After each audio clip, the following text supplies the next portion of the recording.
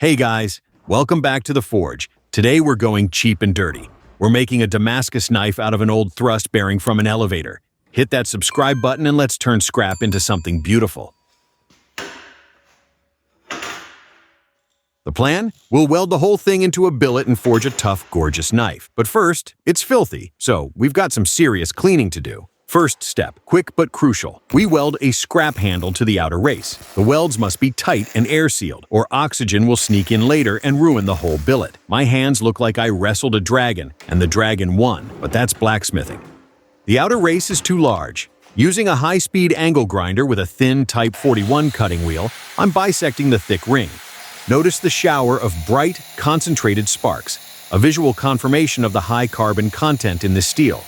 The choice of a thin wheel minimizes material loss, which is important when using precious scrap.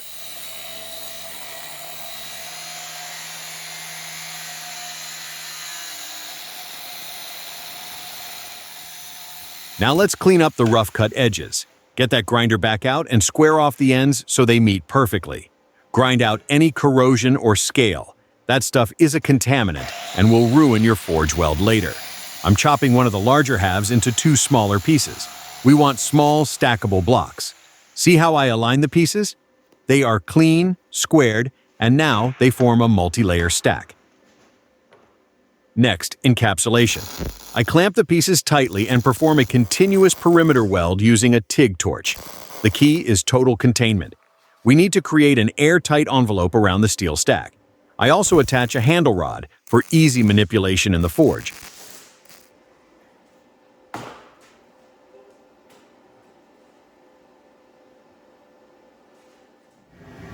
Time for the first dance with fire. We place the billet into the forge. We're aiming for a welding heat, around 1200–1250 psi.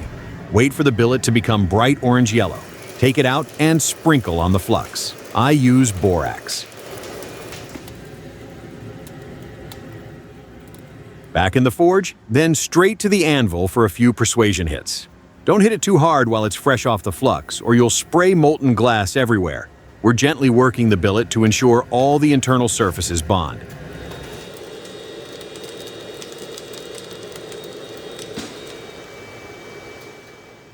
For efficiency, we turn to the power hammer or hydraulic press. Reheat the billet to welding temperature and use the powerful compressive force of the hammer to rapidly consolidate the weld and draw the billet out. We are intentionally reducing the cross-sectional area, transforming the thick stack into a long, square bar.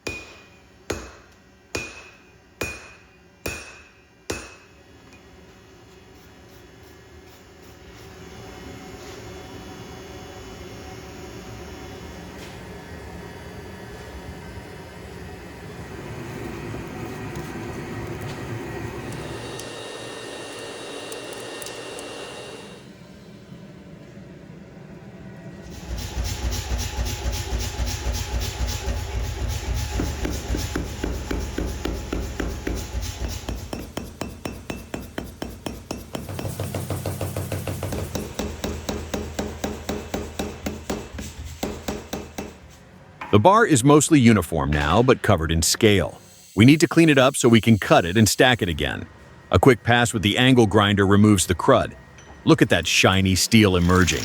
Use a ruler and marker to measure and mark the spots for cutting. We're multiplying the layers with every stack.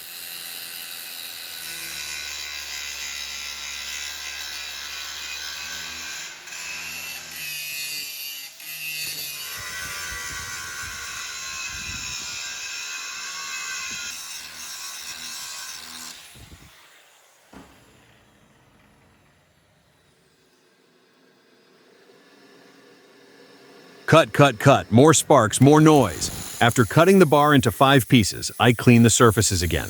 This might seem tedious, but this prep work is the absolute difference between a beautiful Damascus pattern and a pile of delaminated scrap.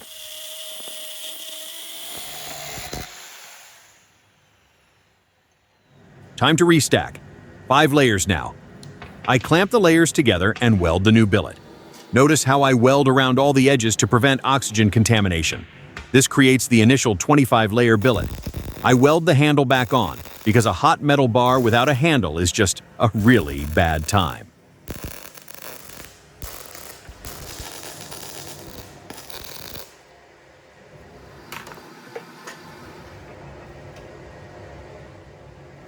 Repeat the forge welding cycle: 1200 degree C welding heat, flux application, and rapid power hammer compression. This is known as drawing out the billet. We stretch the steel, thinning the 25 layers and increasing the length.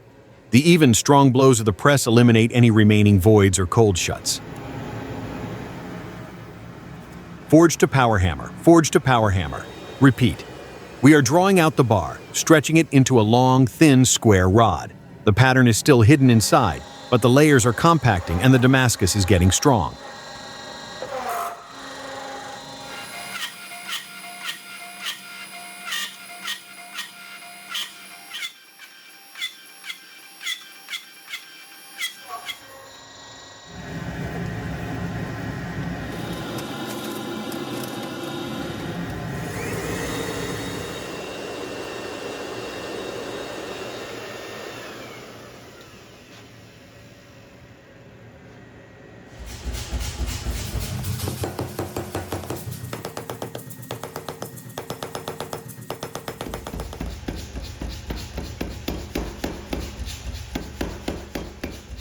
Now comes the fun part, shaping the Damascus pattern.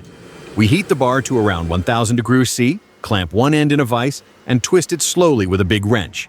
Each turn bends the straight layers into a perfect spiral. The key is keeping the whole bar evenly hot. One cold patch, and the metal can crack under the torque.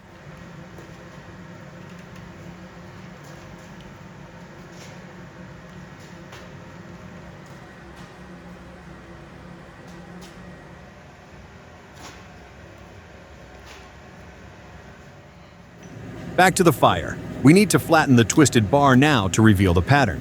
With each press of the power hammer, the twisted core is flattened and the layers are compacted once more into a cohesive, patterned piece of steel.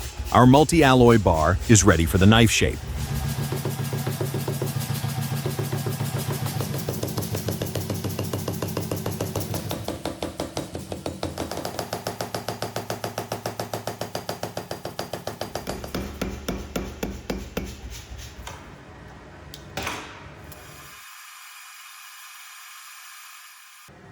The bar is normalized, though unseen. This step is mandatory at 850 microns to 850 for 3 cycles, to relieve stress before grinding. Using the angle grinder, all the heavy scale is removed. I mark the profile of the custom fixed blade onto the bar. Crucially, the pinholes for the handle must be center punched and drilled now.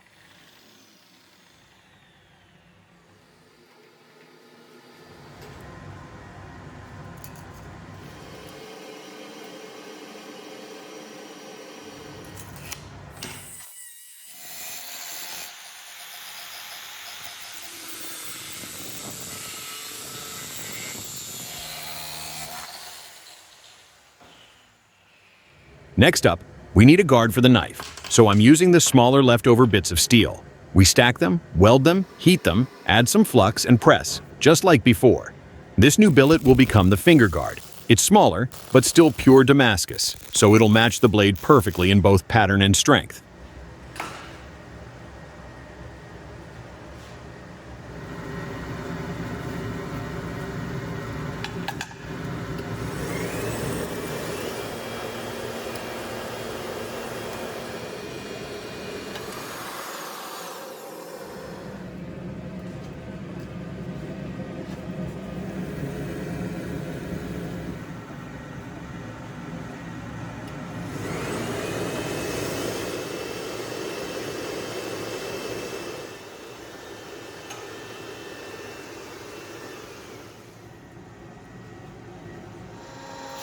Now, the small steel piece for the guard is forged into a flat bar.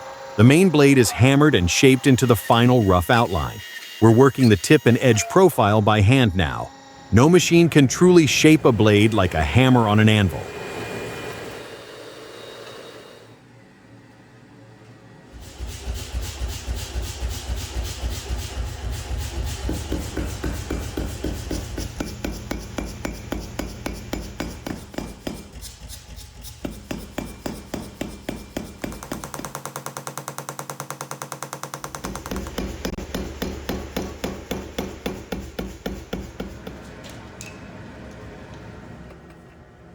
A quick life hack for the winter forge. When your plumbing is frozen solid, Pure snow is an excellent substitute for melting down for quenching water or for soaking the sharpening stones. Improvise and adapt.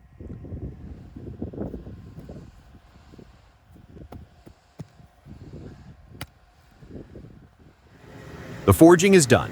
Before final shaping and heat treat, we must normalize the steel. I heat the blade until non-magnetic, then let it cool slowly. I do this 3 times to relax internal stresses. It refines the grain structure and makes the steel tougher.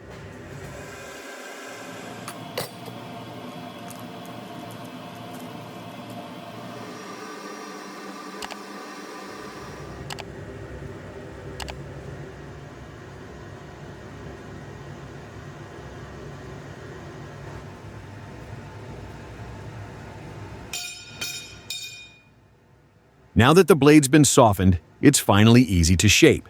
I move to the belt sander and start rough grinding the bevels. If the angles are off, the knife won't cut right or hold its strength. So I go slow, steady, feeling the steel under my hands, letting the grinder reveal the true geometry of the blade.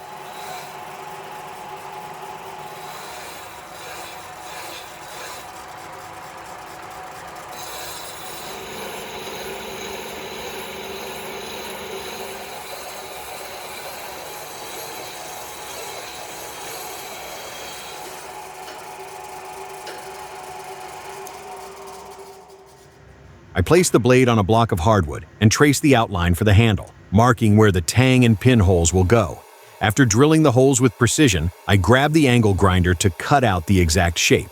Sparks fly in every direction. The smell of hot metal and wood fills the air, and every movement demands focus. One wrong slip, and the piece is ruined.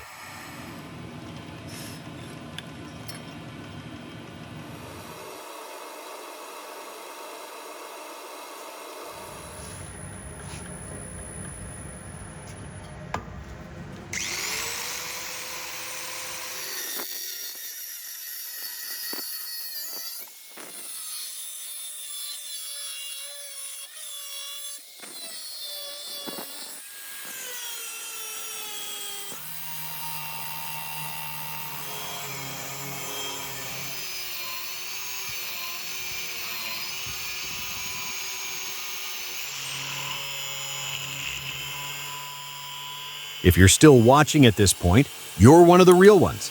Hit that subscribe button because we've got plenty more fire, steel, and chaos coming your way.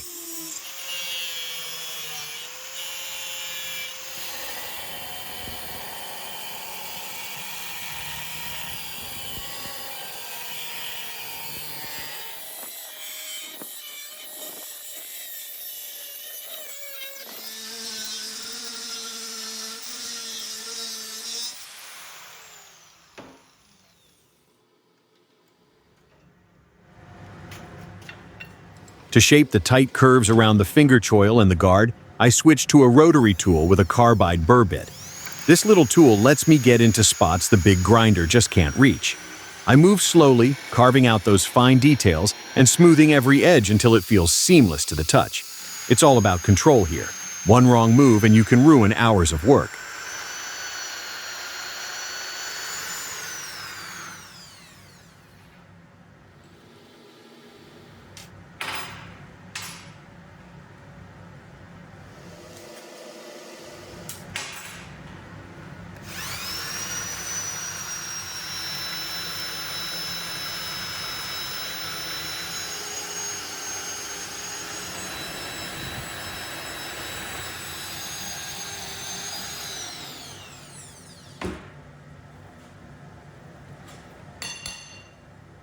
Back to the belt sander for the final bevels. This is where the knife really starts to come alive. I move through finer and finer grits, each one smoothing the steel a little more, revealing faint traces of the Damascus layers underneath. The sound changes too, from a harsh grind to a soft whisper. This stage preps the surface for etching, but it's also where you see the craftsmanship, the clean lines, the symmetry.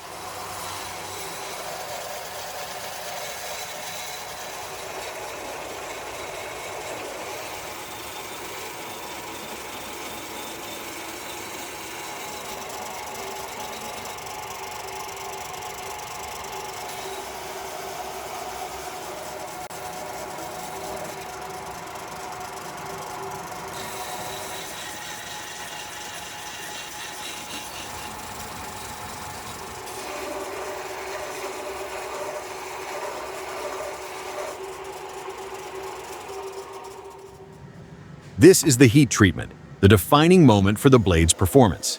The blade is heated evenly to the non-magnetic austenitizing temperature, approximately 800 degrees C to 830, 1472 degrees to 1526 degrees, for a simple high-carbon Damascus.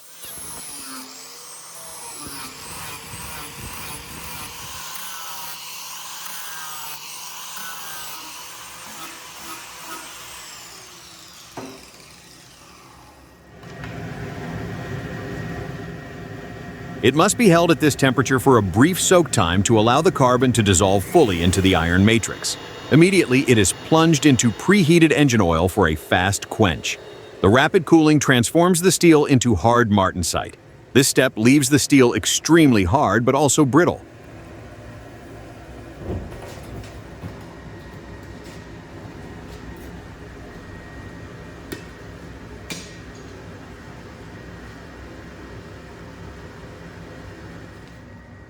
A quick brush and some sand to clean the blade of charred oil. It's black as night now.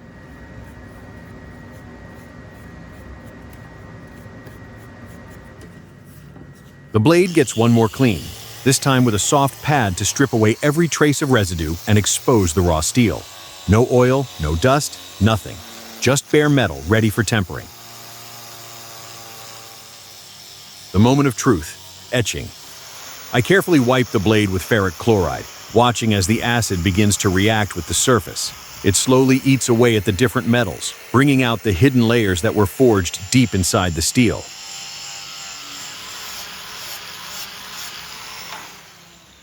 Next, I spray the blade with water to neutralize the acid and stop the reaction before it goes too far. Then, with a fine piece of sandpaper, I start hand polishing the surface. The more I polish, the clearer the layers become. Soft silver lines twisting through darker steel.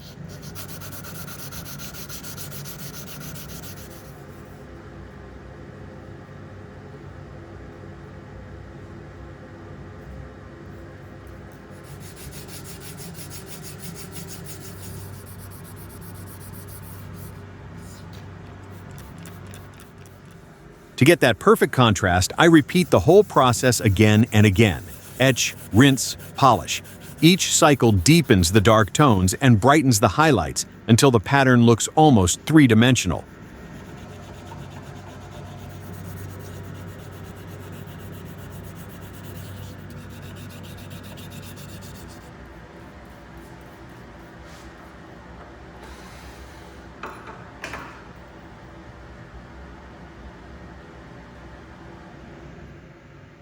Final deep etch in ferric chloride. This time, I let the blade soak longer so the pattern sinks in fully and the contrast really pops. After that, I scrub it clean and rinse off every trace of acid to stop the reaction. And just like that, after hours of fire, steel, and patience, the blade is finally done.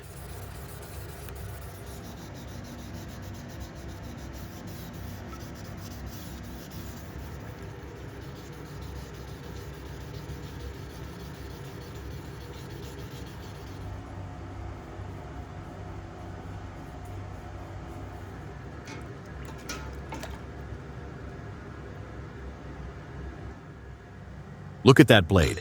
Absolutely stunning. The layers shimmer under the light like ripples on water.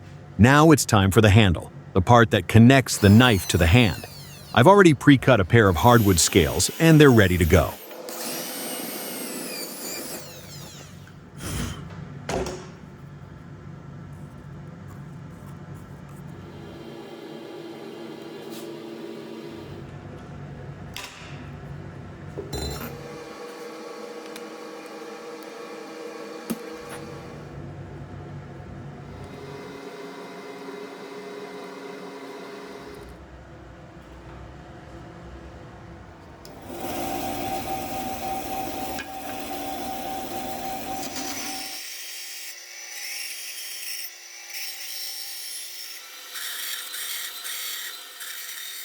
First, I drill precise pinholes so everything aligns perfectly with the tang. Then I shape the scales to fit snugly against the guard and choils, making sure every curve feels natural in the grip.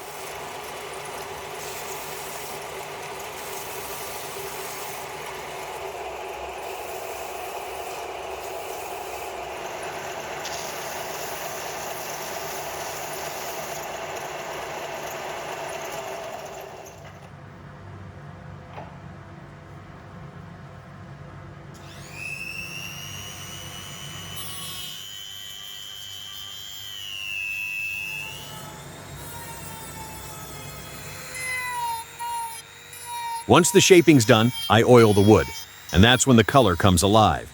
Deep grain, rich tone, smooth as silk. The metal and wood finally become one piece, strength and beauty fused together.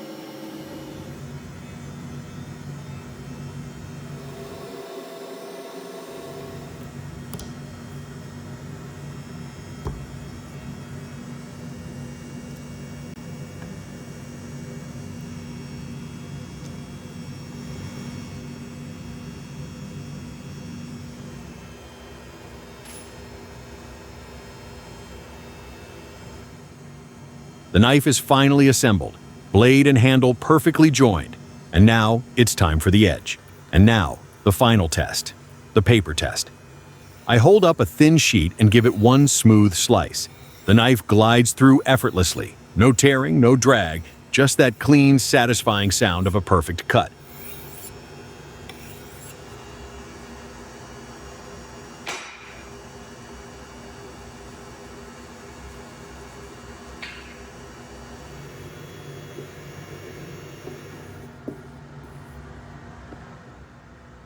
You could probably shave a mosquito's legs with it. After all the welding, forging, grinding, and polishing, this is the moment that proves it was all worth it.